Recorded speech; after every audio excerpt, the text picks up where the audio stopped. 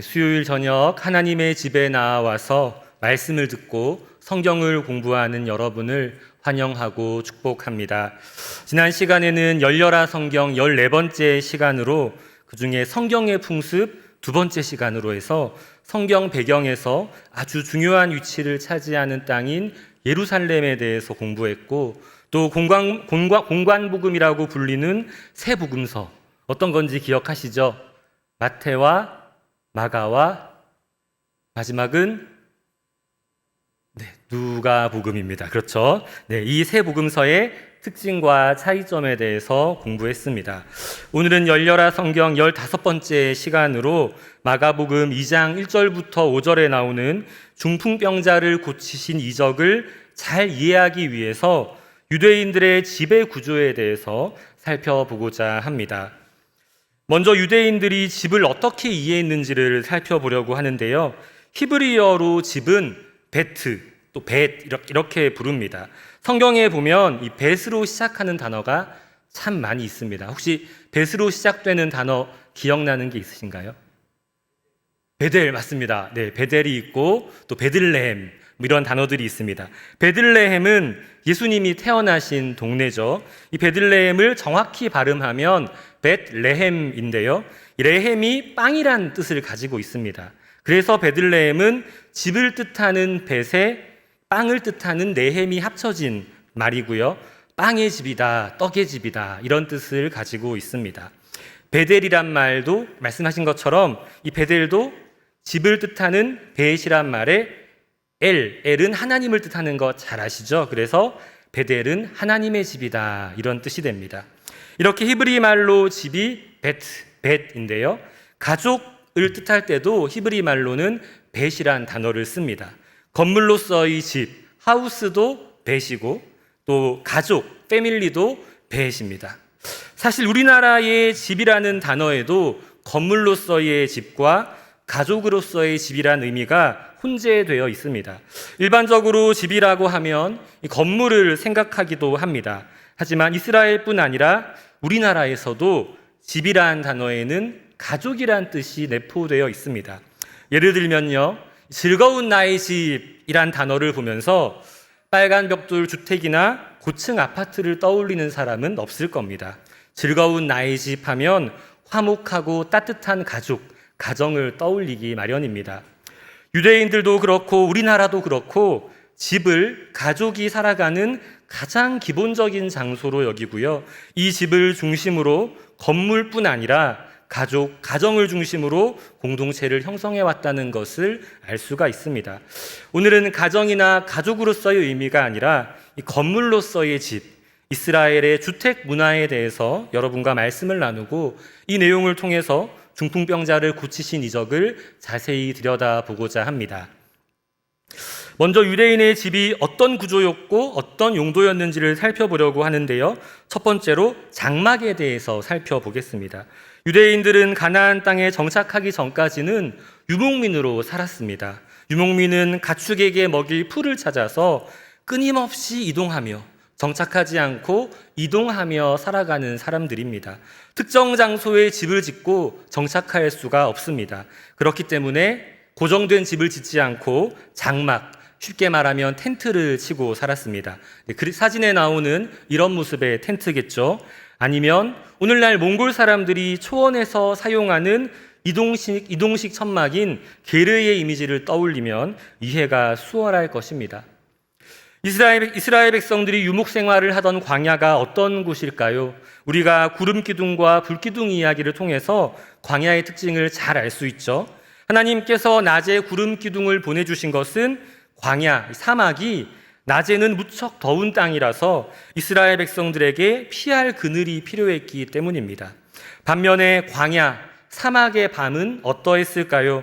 일교차가 심해서 밤이면 살을 애는 추위를 마주해야 하는 곳이었습니다.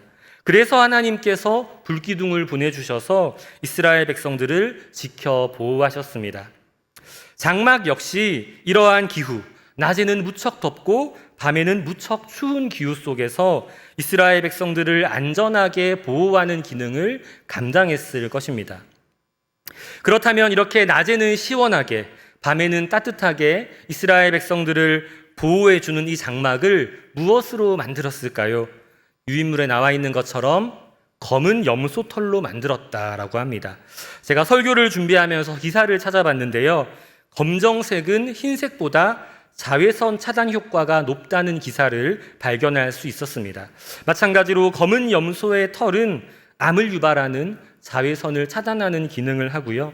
실제로 검은 털을 가진 암소가 다른 염소보다 더 오래 살고 새끼도 많이 낳는다라고 합니다. 성경에 이러한 검정색 장막을 묘사하는 부분이 나옵니다. 우리 아가서 1장 5절 말씀을 함께 읽어보겠습니다. 시작. 예루살렘 딸들아, 내가 비록 검으나 아름다우니 게달의 장막 같을지라도 솔로몬의 휘장과도 같구나. 아멘. 여기서 게달의 장막이라는 것은 아브라함의 첩인 하갈의 아들인 이스마엘의 둘째 아들 게달에게서 퍼져나간 족속을 가리키는 말입니다. 이들은 유목민이었고요. 검은 염소 털로 장막을 치고 살았을 것입니다. 그래서 아가서에서 여인이 스스로를 향해서 내가 게달의 장막과 같다라고 이야기하면서 내가 검으나 아름답다라고 이야기하는 것입니다. 이 염소털 텐트는 건기에는 바짝 말라서 미세한 구멍을 통해서 공기를 배출하는 환기작용을 한다고 합니다. 그래서 내부에 온도가 내려가게 되는 것이죠. 우기가 되면 염소 가죽이 늘어나서 미세구멍이 막히면서 방수 기능이 생긴다고 합니다. 장막의 안쪽에는 일반적으로 별도의 깔개를 깔지 않았습니다. 여호수아 7장을 보면요, 아간의 범죄가 나옵니다. 아간의 범죄 어떤 내용인지 잘 아시죠? 아간이 여리고 성의 전리품을 훔쳐서 장막 바닥에 묻었다라고 합니다. 그런데 이 사건으로 그의 가족 모두가 심판을 받았습니다. 왜 가족 모두가 심판을 받아야 했을까요? 가족이니까 다 같이 책임져야 했던 것일까요? 여기서 장막 안에 바닥 깔개를 깔지 않았다는 사실이 중요합니다. 장막 안쪽에 별도의 깔개가 없었기 때문에 아간이 전리품을 땅속에 숨긴 사실을 가족 모두가 알았을 것입니다.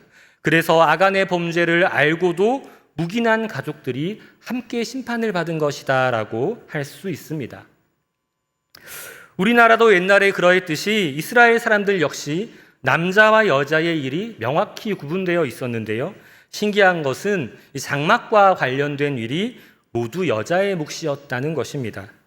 보통 염소 털로 텐트 하나를 만드는데 10년이 걸렸다고 하는데요. 이 힘든 일을 누가 다 담당했을까요? 남자가 있을까요? 여자가 있을까요? 대답이 없으시네요. 네, 이렇게 질문을 드리는 것은 예상치 못한 답이 있기 때문이겠죠. 텐트를 만드는 일을 다 여자가 담당했다고 합니다. 그뿐 아니라 목초지를 찾아 이동할 때마다 장막을 옮겨야 했는데 이 텐트를 치고 걷는 일, 그리고 텐트를 치기 전에 하는 말뚝박기조차도 여자의 몫이었다라고 합니다. 그래서 성경에는 이 말뚝박기를 잘하는 여인이 등장합니다. 사사기 4장 21절 말씀을 함께 읽어보겠습니다. 시작. 그가 깊이 잠드니 헤벨의 아내 야엘이 장막 말뚝을 가지고 손에 방망이를 들고 그에게로 가만히 가서 말뚝을 그의 관자놀이에 박음에 말뚝이 꿰뚫고 땅에 박히니 그가 기절하여 죽으니라. 아멘. 사사기 4장을 보면요, 여선지자 드보라와 사사 바락에게 패한 하솔 왕 야빈의 군대 장관 시스라가 헤벨의 장막으로 피해 들어가는 장면이 나옵니다. 그의 아내 야엘은 시스라가 잠든 사이에 그의 관자놀이에 장막 말뚝을 박아버립니다. 그러자 말뚝이 꿰뚫고 땅에 박혀서 시스라가 죽었다라고 합니다. 우리는 야엘이라는 이 가냘픈 여인이 생전 처음 말뚝을 손에 들고서 덜덜덜 떨면서 남편을 죽였을 것이다 라고 생각하기 쉽습니다. 그런데 이스라엘의 장막 문화를 이해하면 생각이 바뀌게 됩니다. 야엘은 평소에도 장막을 치고 말뚝 박는 일을 자주 했었고, 야엘은 자신이 가장 잘 다룰 수 있는 일상의 물건을 흉기 삼아서 거침없이 한 방에 남편 시스라를 죽였을 것이다. 이렇게 생각이 바뀌게 됩니다.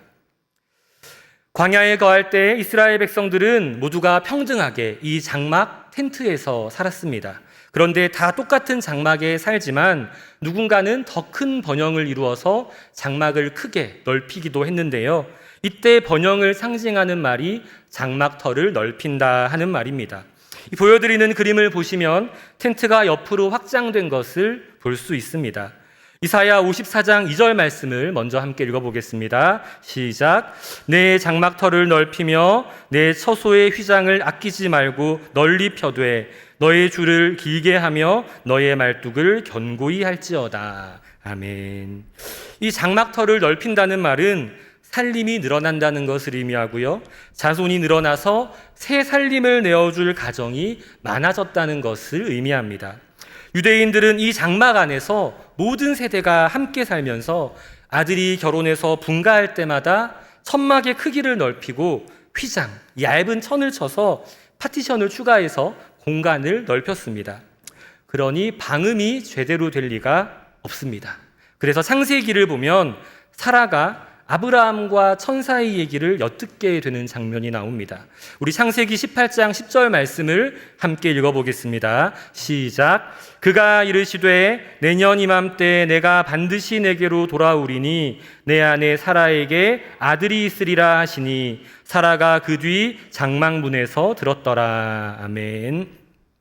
여기서 사라가 장막 문에서 들었다고 번역이 되어 있지만 아마 이것이 장막 전체의 출입구라기보다는 장막 안에 각실의 문이나 아니면 각실을 구분하는 휘장 뒤에서 들었다라고 생각하면 이해가 쉽습니다. 이렇게 얇은 천으로 각실을 다 구분했기 때문에 사라는 아들이 있으리라 하는 천사의 이야기를 엿들을 수 있었고, 이어지는 말씀을 보면요, 천사도 사라의 비웃음을 다 듣게 됩니다. 중앙산지에 정착한 뒤에 이스라엘 백성들은 장막을 지을 때 입구를 동쪽으로 냈다라고 합니다.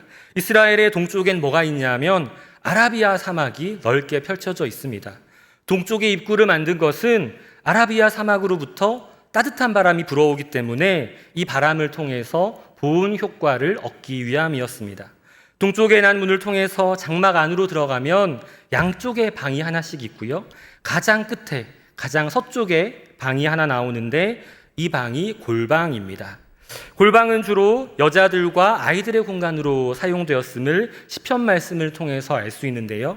시편 128편 3절 말씀을 함께 읽어보겠습니다. 시작. 내 집 안방에 있는 내 아내는 결실한 포도나무 같으며 내 식탁에 둘러앉은 자식들은 어린 감람나무 같으리로다. 아멘. 내 집 안방, 그러니까 골방에 있는 사람이 아내 여인이라는 것이죠. 또 골방은 가장 깊숙한 곳에 있는 방이라서 수다의 장소였는데요. 유언비어를 퍼뜨리거나 중상모략을 꾸미는데 이용되기도 했습니다. 누가복음 12장 3절 말씀을 함께 읽어보겠습니다. 시작. 이러므로 너희가 어두운 데서 말한 모든 것이 광명한 데서 들리고 너희가 골방에서 귀에 대고 말한 것이 지붕 위에서 전파되리라. 이 장막의 가장 깊은 곳에 위치한 골방에서 유언비어도 나오고 중상모략도 꾸미지만 이 골방을 예수님은 어떻게 바라보셨을까요? 예수님은 이러한 골방을 하나님께 은밀하게 기도하는 곳으로 사용하라고 말씀하십니다. 마태복음 6장 6절 말씀을 함께 읽어보겠습니다. 시작. 너는 기도할 때에 내 골방에 들어가 문을 닫고 은밀한 중에 계신 내 아버지께 기도하라. 은밀한 중에 보시는 내 아버지께서 갚으시리라. 아멘. 이제 성막에 대해서 살펴보려고 하는데요. 광야 생활을 할 때 이스라엘은 성전도 고정된 건물로 지을 수가 없었습니다. 그래서 예배를 위해서 별도의 건물을 짓는 대신에 이동식 장막을 만들었습니다. 이것이 거룩한 장막, 성막이고요. 다른 말로는 만남의 장막, 만나는 장막으로서 회막이라고 부르기도 합니다. 성막을 만드는 데에는 여러 종류의 가죽이 사용되었습니다. 염소털과 수양과 해달의 가죽이 사용되었고 아카시아 나무와 비슷한 조각목을 사용했습니다. 성막은 성막 자체로도 양이 방대하기 때문에 여기선 이렇게 간단히 소개하고 넘어가도록 하겠습니다. 장막의 마지막 부분, 사도 바울과 장막과의 관계를 살펴보겠습니다. 먼저 사도행전 18장 2절과 3절 말씀을 함께 읽어보겠습니다. 시작. 아굴라라 하는 본도에 선한 유대인 한 사람을 만나니 글라우디오가 모든 유대인을 명하여 로마에서 떠나라 한 고로 그가 그 안에 브리스길라와 함께 이달리아로부터 새로 온지라. 바울이 그들에게 가매 생업이 같으므로 함께 살며 일을 하니 그 생업은 천막을 만드는 것이더라. 아멘. 사도 바울은 고린도에서 아굴라, 브리스길라 부부와 함께 천막을 만드는 일을 하면서 선교를 감당했습니다. 바울의 고향 다소는 길리기아 주에 위치한 도시인데요. 길리기아라는 말은 염소털 텐트를 의미하는 헬라어인 길리기움이란 단어에서 온 말입니다. 이 다소가 염소털 텐트로 유명한 도시였고 바울의 부모도 염소털 텐트 사업으로 큰 돈을 벌었을 것으로 추정됩니다. 그래서 이 재산을 가지고 어린 바울을 예루살렘에서 가장 유명한 랍비인 가말리엘 문화로 조기 유학을 보냈던 것이죠. 일반적으로 많은 선교사님들은 복음 전파에 집중하기 위해서 교회와 성도들의 후원을 받아서 사역을 감당합니다. 우리도 후원하고 돕는 것을 통해서 선교의 일부분을 감당하게 되는 것이죠. 그런데 이와 달리 바울은 직접 노동하면서 생계를 유지하고 선교도 감당했는데요. 이러한 방식을 자비량 선교라고 합니다. 그리고 이러한 자비량 사역자를 텐트 메이커, 텐트 만드는 사람 이렇게 부르는데요. 이 단어가 천막을 만들며 선교하던 바울로부터 유래한 것이다라고 우리가 알 수 있습니다. 두 번째로 주택에 대해서 살펴보고자 합니다. 유대인들이 계속해서 장막에서만 산 것은 아닙니다. 유대인들은 가나안에 정착하고 농사를 짓게 되면서 그때부터 집을 짓기 시작했습니다. 아마도 사진에 나오는 이런 모습의 집을 짓고 살았을 것이다 라고 추정이 되는데요. 이때 주로 돌과 흙으로 벽을 만들었습니다. 산에 사는 사람들은 거기엔 현무암과 석회암이 많아서 돌을 재료로 삼았고요. 해안가에 사는 사람들은 사암, 모래가 뭉쳐진 암석을 재료 삼아서 벽을 만들었습니다. 평야에서는 돌을 구하기 힘들었기 때문에 흙으로 벽돌을 만들어서 집을 지었는데요. 지늘개다가 짚을 넣고 종려나무에 섬유를 넣고 조개나 숫조각을 넣어서 물에 개운 다음에 이 반죽을 나무 틀에 넣었습니다. 이런 재료들을 더하면 벽돌의 강도가 높아지기 때문입니다. 그래서 이 틀채로 태양 아래에서 건조시키거나 가마에 구워서 이것을 튼튼한 벽돌로 만들어서 이것을 쌓아서 집의 벽을 쌓았습니다. 그러면 이렇게 만든 집의 지붕은 어떤 재료로 만들었을까 한번 살펴보려고 하는데요. 우리나라도 보면은 옛날에 양반들은 기와 지붕을 얹었는데 대부분 평민들은 초가 지붕을 얹었습니다. 이처럼 이스라엘도 양반들은 기와 지붕을 얹었는데 평민들은 진흙으로 지붕을 만들었다라고 합니다. 흙으로 어떻게 평평한 지붕을 만들 수 있을까? 금방 무너지지 않을까? 이런 생각이 드는데요. 먼저는 수평으로 뽕나무 가지로 만든 대들보를 만들고 나서 여기에 수직으로 갈대나 종려나무 가지를 깔았다고 합니다.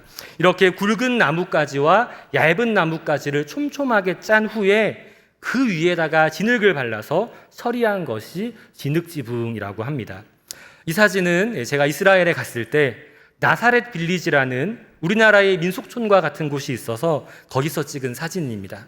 천장을 보시면 굵은 나무가 깔려 있고 위로는 가는 가지들이 깔려 있는 것을 볼 수 있습니다. 이런 촘촘한 망 위에다가 진흙을 깔았을 것입니다.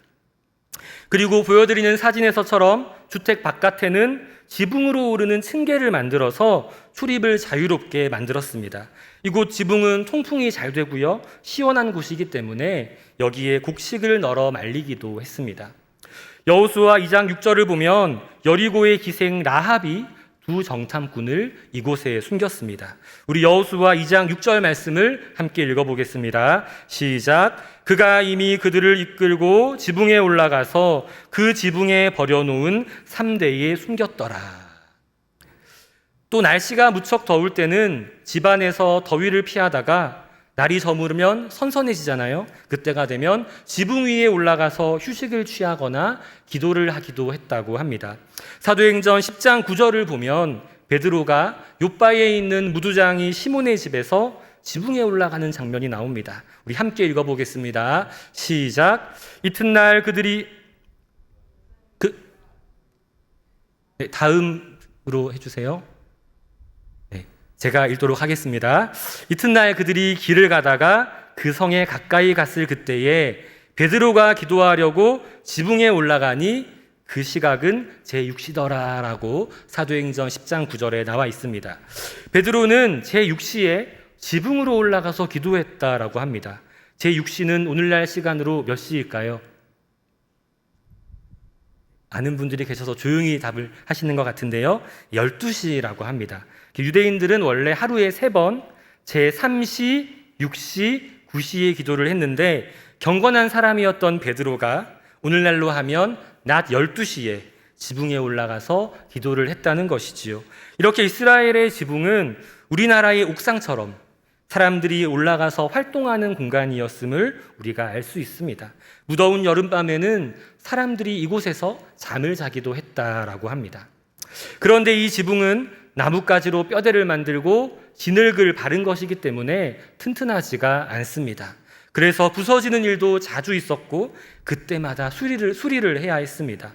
그뿐 아니라 어떤 학자들은 얘기하기를 예수님이 활동하시던 북쪽 갈릴리 지방은 여름에 너무 더워서 한낮에 집안에 있기조차 힘들었다라고 합니다. 그래서 지붕 한가운데 구멍을 내고 더울 때는 지붕을 열어서 공기를 순환시키고 추워지거나 비가 오면 지붕을 닫는 일도 있었다라고 합니다. 이제 방에 대해서 살펴보면요. 가난한 평민들의 집은 보통 방이 하나밖에 없었다라고 합니다. 그래서 한 방에서 온 가족이 함께 살았고 바닥보다 조금 높은 곳을 만들어서 거기에서 음식을 요리하거나 식사를 하거나 돗자리를 깔고 잠을 자기도 했다고 합니다. 이 사진도 이스라엘 민속촌에서 찍은 사진인데요. 방 한 구석에 이렇게 항아리와 곡식절구 또 기구 같은 것들을 정리해 둔 것을 볼 수가 있었습니다. 또 가난한 사람들이 사는 집의 바닥은 흔히 다진 흙으로 되어 있었습니다. 가끔은 돌조각을 까는 경우도 있었고요. 출입문 바로 위에는 율법의 중요한 구절이 쓰여 있는 양피지를 담은 통이 있었습니다. 이것을 메주자라고 부르는데요. 메주자에는 신명기 6장 6절부터 9절 말씀이 기록되어 있습니다. 우리 신명기 6장 6절부터 9절 말씀을 함께 읽어보겠습니다. 시작. 오늘 내가 내게 명하는 이 말씀을 너는 마음에 새기고 내 자녀에게 부지런히 가르치며 집에 앉았을 때에든지 길을 갈 때에든지 누워있을 때에든지 일어날 때에든지 이 말씀을 강론할 것이며 너는 또 그것을 내 손목에 매어 기호를 삼으며 내 미간에 붙여 표로 삼고 또 내 집 문설주와 바깥문에 기록할지니라. 아멘.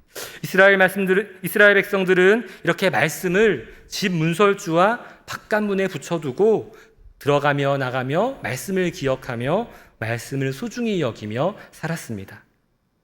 반면에 부자들의 집은 어땠을까요? 부자들은 대개 2층으로 된 큰 집을 가지고 있었습니다. 중앙에는 여러 개의 방으로 둘러싸인 마당이 있었고 부자들은 별도의 식탁에서 식사를 하고 별도의 침대에서 잠을 잤습니다. 가난한 사람들은 한 곳에서 다 했는데 부자들은 전혀 다른 삶을 살았죠. 낮에는 마당에 가축을 사육했고 밤이 되면 주택의 아래층에 짐승을 두었습니다. 특히 기원전 10세기와 기원전 8세기 사이에 이스라엘에는 부유한 상류층이 나타나서 정원과 마당을 갖춘 호화주택을 많이 지었다고 합니다. 이러한 시대를 배경으로 하는 말씀이 아모스 말씀인데요.